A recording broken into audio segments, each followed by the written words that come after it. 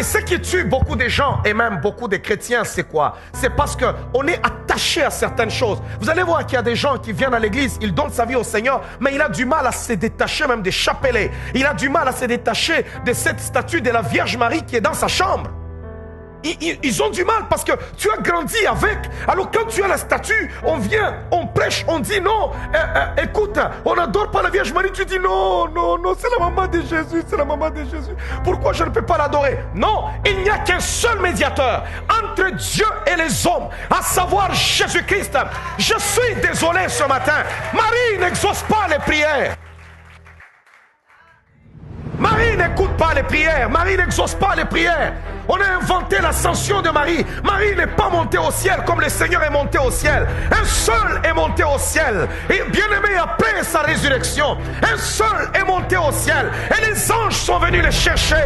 C'est le Seigneur notre Dieu, le sauveur de l'humanité, le Dieu fort, le Dieu grand, le Dieu puissant, le Dieu capable. C'est lui qui est mort et qui est ressuscité. C'est lui par le cri, il a déchiré le voile qui était dans le temple. C'est lui qui a marché sur les eaux. C'est lui qui a changé l'eau en vin. C'est lui qui a multiplié le pain. C'est lui qui a ressuscité Lazare. Quoique enterré, il a ressuscité. C'est lui dont il est écrit, il est le Christ, le Fils du Dieu vivant. Je suis désolé ce matin, je ne veux faire plaisir à personne. Marie ne sauve pas. Et tous ceux-là qui passent leur temps à plier la Vierge, Marie, la mère de Jésus-Christ, celle qui a donné naissance à Jésus, a reçu une grâce excellente en tant que femme. Quelle est cette femme qui ne voudra pas cette grâce-là? Mais ça s'arrête là. Moïse a eu aussi une mère. Samson a eu une mère. Même Jésus a eu une mère. Mais il ne doit pas célébrer sa mère. Jésus n'a jamais pleuré à la croix, maman, maman, maman. Il a pleuré son père. Oh, quelqu'un m'entend? Je lis les enseignements du Seigneur. Je n'ai pas vu une seule place où Jésus-Christ a dit: oh, je vous enseigne ma mère, oh maman, et ainsi de suite. Non, mais quand il parlait à Marie, il a regardé et disait: hé femme, pourquoi viens-tu me parler? Pourquoi? Est-ce qu'il n'avait pas du respect envers sa mère? Non, parce qu'il était incarné dans sa divinité. Il n'avait rien à voir avec cette femme-là, mais dans son incarnation, elle est celle qui lui a donné la vie dans ce monde.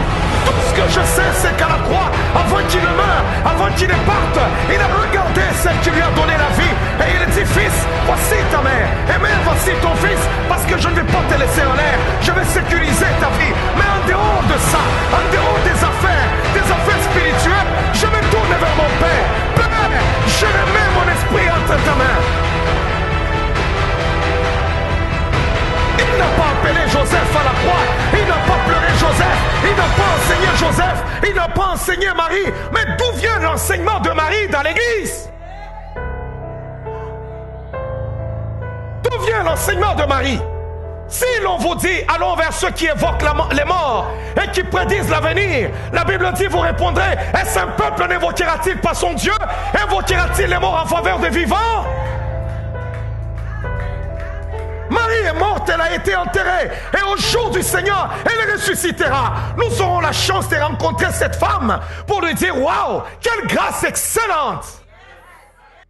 Je n'ai jamais vu même un président de la République qui a réussi la vie. On peut vous projeter sa mère, on vous montre que sa mère est là, mais on ne va jamais aller la faire asseoir sur le siège du chef d'État. Pour dire non, quand tu veux parler au fils, des fois le fils n'écoute pas. Quand tu parles à la mère parle au fils. Ça veut dire quoi ça? C'est écrit où? Dans quel livre? C'est écrit dans quel livre? Dites-moi, c'est écrit où?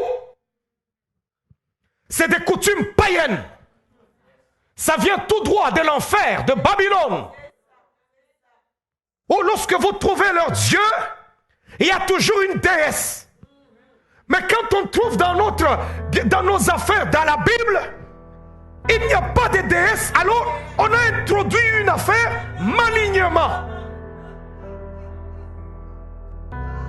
Et on dit dessine toujours une femme avec un bébé. Elle prend toujours son bébé. Laisse-moi te rassurer ce soir. Mon Jésus à moi n'est plus bébé. Il a déjà grandi. Il est mort et il est ressuscité. Il n'est plus bébé. Il n'est plus dans la tombe. Il ne porte plus de couches. Il a été enterré et il fut ressuscité. Laisse-moi te rassurer. Il est ressuscité. Peut-être qu'on n'adore pas un même Dieu. Le Jésus que j'adore et que je prêche, c'est un grand garçon. Il n'a plus besoin de sa mère pour parler. Il a affronté la vie. Il a été placé devant la croix, pas derrière la croix. Pour dire quoi? Parce que pour dire, je suis capable de tout affronter moi-même.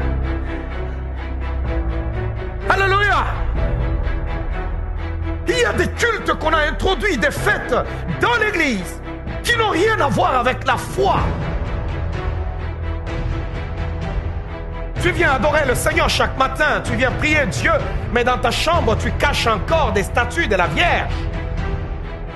Et pour entretenir le mystère, c'est toujours la Vierge Marie. Non, elle n'est pas restée vierge à vie. Jésus a eu des sœurs, il a eu des frères. Jacques, le livre de Jacques que nous lisons, c'est le frère de Jésus. Marie était mariée à Joseph. C'est de la sorcellerie, c'est du mysticisme, c'est des pratiques occultes. Lorsque tu passes ton temps à appeler la Vierge Marie, parce que la Marie dont tu appelles, ce n'est pas celle qui a donné naissance à Jésus. Parce qu'elle là, elle se repose à la gloire de Dieu.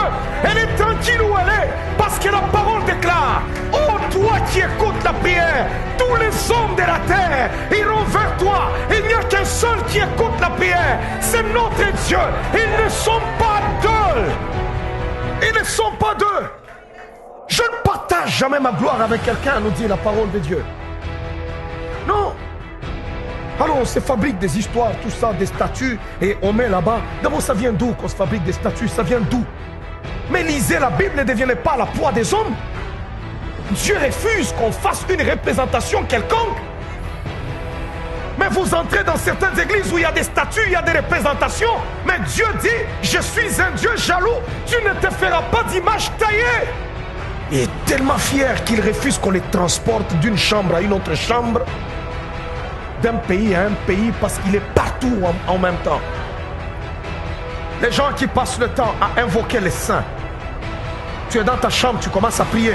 Oh, oh, Saint Barthélemy, Paul Boukeni, viens maintenant. C'est des cultes démoniaques. Dieu peut m'utiliser puissamment. Il peut se servir de moi. Mais je ne peux jamais devenir Dieu. Jamais. Alléluia. Il peut se servir de moi. Le feu, on peut cracher le feu. On peut être comme Moïse. On peut séparer la mer rouge. On peut ouvrir le ventre de la terre. Et pour que, bien aimé, les choses se fassent, on peut faire descendre des choses. Mais tu demeures un homme, tu n'es pas Dieu.